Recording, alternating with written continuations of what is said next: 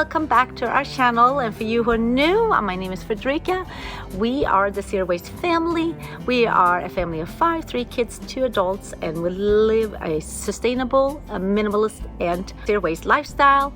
We live on an urban homestead, which is basically our backyard, which is located 10 minutes from downtown San Diego, and we grow on 400 square feet, and we grow about 70 to 80% of our own food.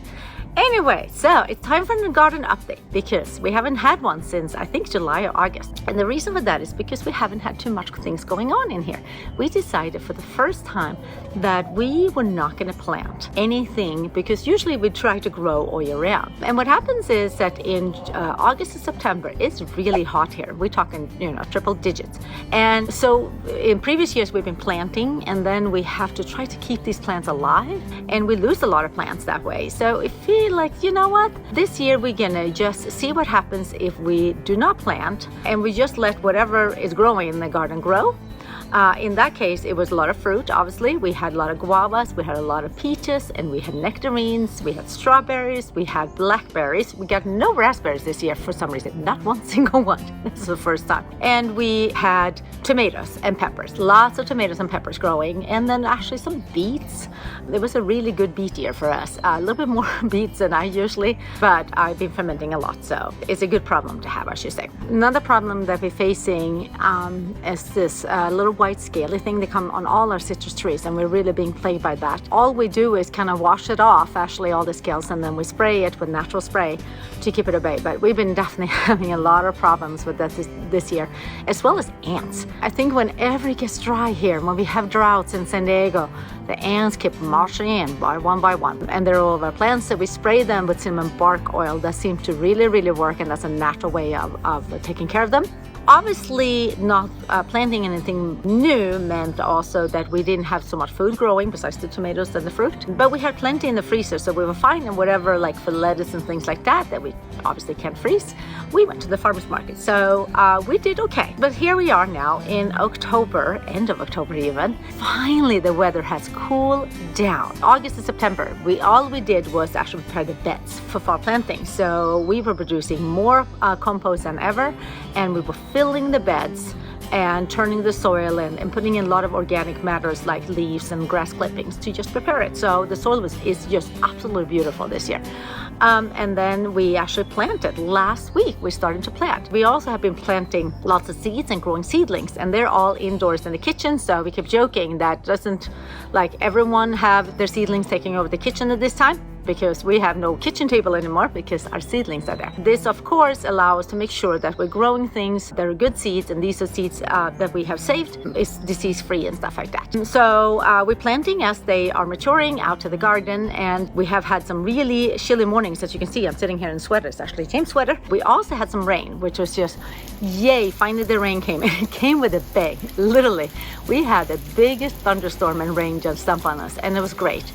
So what's going on in the garden right now? Well, we have broccoli and cauliflower. Yes, cauliflower growing, lots of it, because that is something we eat. And the one thing we have learned from the years is to grow a lot of the food that we eat a lot of. So for the first year we were here, I grew a lot of bok choy. They all came in at the same time. You can only eat so much bok choy. I love bok choy, but it was a lot of bok choy. So now cauliflower and broccoli is something we eat a lot of. Lettuce and kale is something we eat a lot of. And beans and peas is something we eat a lot of. And potatoes, garlic, and onions. So we grow a lot of that, and tomatoes, of course. And new for this year, we're actually growing peanuts. Well, I should say actually Liam and Noah are growing peanuts. They decided they wanted to grow peanuts, which is really fun. So I don't know how this is going to go, but we have some peanut plants, and it's going to be kind of exciting to try something new. My friend grew loofahs, and she gave me some loofah seeds, and so we're growing that. I'm really excited about that, and they're looking really strong so far.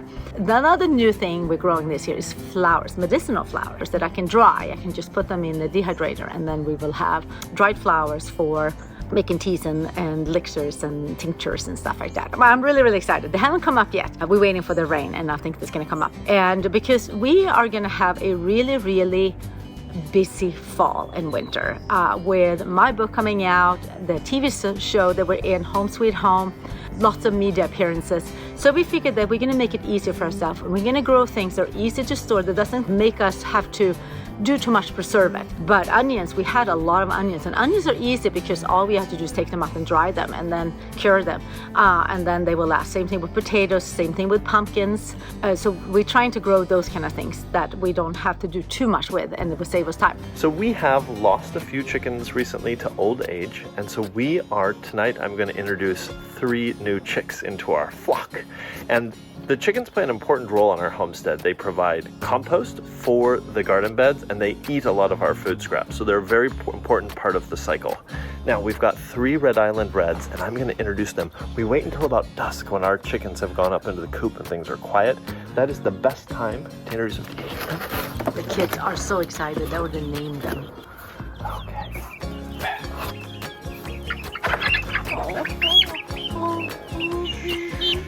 Okay.